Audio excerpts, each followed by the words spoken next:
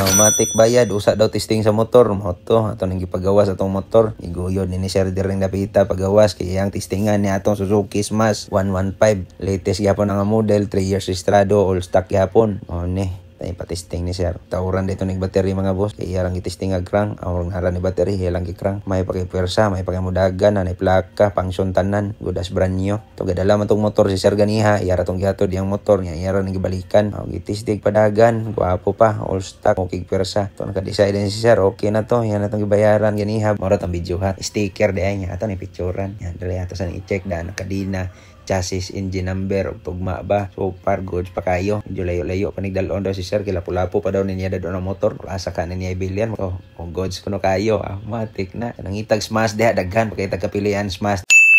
Ano to? Natay bayar sa to Honda Click. Version 3. 3 years yapon registrado.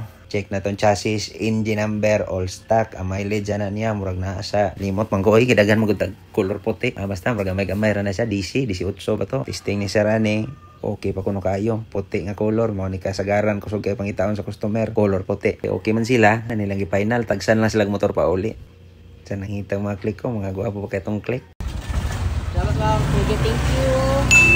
Karon ang Smash FI na to, mao gyud ni nabunutan, murag ubay-ubay gyud sila ni comment ug ni PM ani.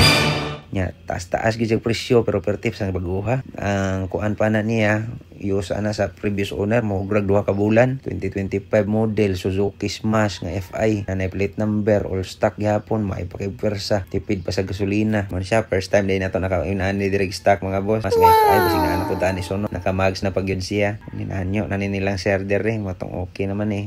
Matik na gibayaran na din nila. Ito ni highlight sila sir kay guwapo kay motor ila na palian. Gibayaran na ni Ma'am Daan. Ya, ang issue ato ganiya kay di mo siga yang T-light atong gilisan tong bombilya di issue sa luyo. Tundere gi-check na ton chassis ug engine number ani. Sige man ko gakaon ani guto man ko.